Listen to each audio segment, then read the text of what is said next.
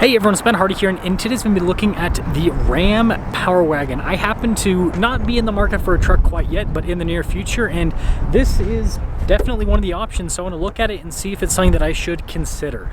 Anyways, before we get into this video, I want to give a huge shout out and thank you to the Dodge Ram here in Heber, the Carl Malone Dodge Ram. I'll include a link to their website in the description down below so you can check what they have currently. And then on a side note, if you want to save time and money the next time you purchase a car, link to my car buying guide in the description down below. Let's get into it.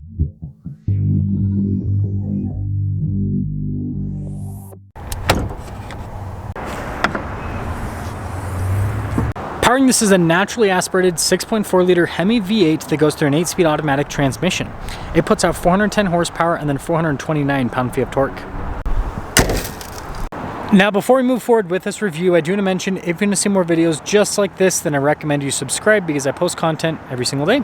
So the Power Wagon comes with cab lights there at the top, and then you guys can see here with the hood, you've got the sport hood, which looks really cool. And then I love the lights here on the HD Rams. I think they look pretty sharp. And then you've got this very vertical slatted grille. Pretty cool design there. Recovery points, we also have a winch from the factory as well, fog lights on top of that. So when you put it all together, it's practical, but it also looks crazy. The only downside is it does have a little bit of an air dam down there, which is kind of pointless on an off-road truck. Now around the side here, our tire wheel setup is 285 by 70 by 17 in the front and over in the rear. And you guys can see here with the wheels completely blacked out. And yeah, the Power Wagon has tiny tires for how big of a truck it is. You can put 35s on it though pretty easily. And it's the first thing you should do if you get one of these. And then you can see here with the lift compared to a regular HD Ram. And then you've got the Bilstein shocks. I like these here, the fender flares. Then you got the Ram logo, and then trailer tow mirrors, and then you got the Power Wagon decal here on the side, which is pretty cool.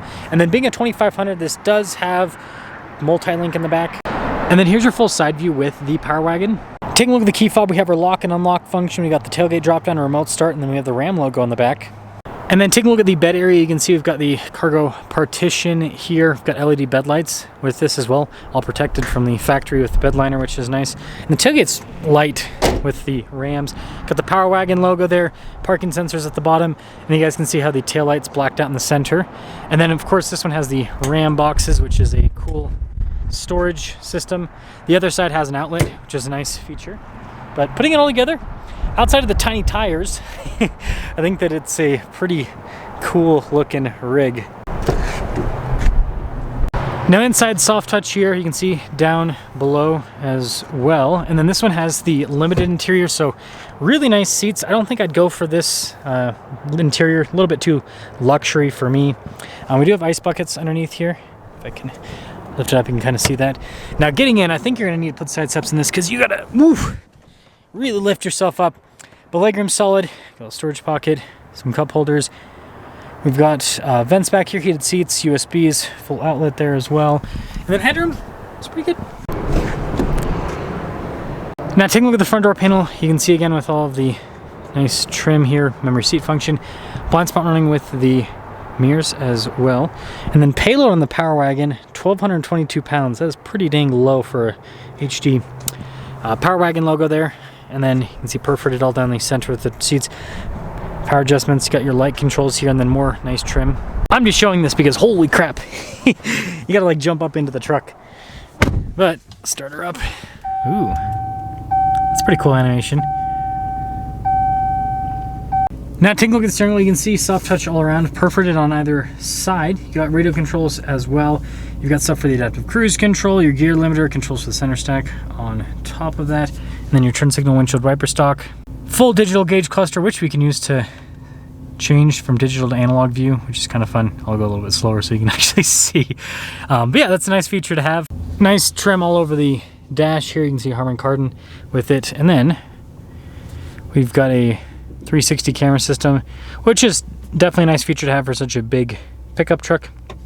And then as for the rest of the infotainment system, parking sensors, you can see for the tow haul mode, stability control, hill descent control, trailer brake controls, radio controls here on either side, dual zone climate controls as well, and then shortcut bar there at the bottom. Now we do have our little dial shifter here for the 8-speed. Now this is the cool thing about the Power Wagon. So first off, 2-speed transfer case. We have a sway bar disconnect, just like a Wrangler Rubicon, front mirror lockers as well. So this is basically a HD Rubicon is the way you could look at it. And a nice trim here. It says Power Wagon, which is cool. And yeah, nice for the center console. It has the slidey center here with the outlet there, some USBs. And then you can see the glove box again, says Power Wagon on it. It's pretty cool. Good storage of the glove boxes. And I think the trim overall pretty nice. And then this one has just a regular sunroof. And then we've got a power sliding rear window with it as well. So here's our window sticker for the Power Wagon. So the Power Wagon package gives you a 4:10 axle ratio as well, by the way. But this has some stuff that I would get, but some stuff that I wouldn't. This has the level 2. I think I'd go for the level 1. That's what I think it is. But anyways, total MSRP $88,395 on this Power Wagon. And let's drive it.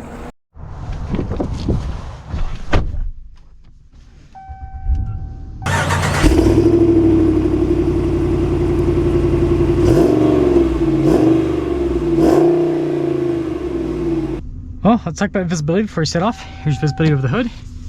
With the mirrors to have blind warning through the rear and Power Wagon way. So just give you guys a little bit of background. Again, I am not officially in the market for a truck quite yet, but I know I will need one in the future. So if you don't follow the channel, my wife and I have been looking at getting some land. Not an insane amount. Most of the properties we've been looking at have been between 20 to 60 acres, right?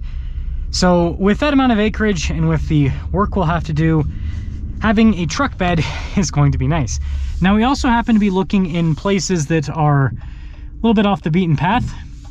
And so that means that, you know, we're not going to have access to, you know, for example, a snow plow, right? We're not going to have, you know, the city's not going to plow the roads to the place. And so having something that's got more ground clearance, that has off-road capability and a truck bed.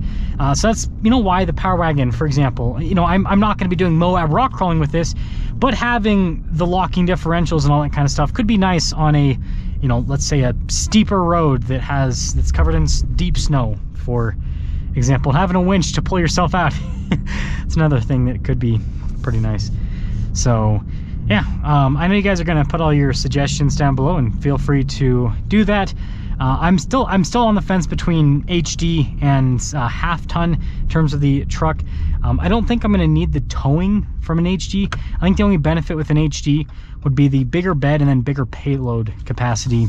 But this, you don't get any more payload capacity, just a bigger bed. So it's kind of a weird truck, but it drives good so far. I do think though, like, Ram's really missing out by not putting 35s on this from the factory. It's an easy tire swap, but it's like this truck's already over almost $90,000, and so, you know, it's like someone spending $90,000 and then they already have in their mind, I gotta modify it, right? I gotta spend more money on top of that. So I think Ram should just keep the price the same and put 35s on it. I will say the 6.4 Hemi's nice. There's a different engine, so a lot of people think this is the same engine that's in the, you know, like Challenger cars. It's not. It's a different engine. So it sounds different, it performs different. It's a 6.4 liter V8, but yeah, Hemi V8 at that, but it's a little bit different.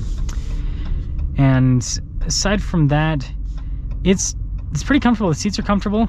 I think they've done a good job with the padding and everything on it. And this interior is nice. Again, a little bit nicer than I would like. I think so this is like the limited interior. I think I'd like the Layer Me interior. That one would be a little bit more my speed, because you'd still get the easy to clean seats and everything, but it wouldn't be so bougie like what this is. Yeah, great power from this engine. It's fun. It's a great sounding engine. And the Power Wagon's really cool. It's such a weird truck. Again, it's basically a Wrangler HD, right? You've got the Jeep Wrangler, you've got the Gladiator, and the Gladiator is like a mid-sized pickup truck that's a Wrangler, and this is a HD truck that is a Wrangler. It's very unique. So I think the Power Wagon is cool when you take everything into consideration. So to cap things off in full, Power Wagon's a very unique truck for, you know, a very specific buyer. I think that's a good way to put it. There's not... Did someone steal my parking space? No, it was parked by the light. Anyways, yeah, very specific buyer for this particular pickup truck. But with that being said, let me know what you guys think about for what I'm looking for doing if the Power Wagon's it. I think the only downside with this truck is just the payload capacity is not very high, and if I needed to haul a bunch of stuff, it's got the space, but it doesn't have the payload to be able to do that. So I think that's a bit of a downside with the truck. So yeah.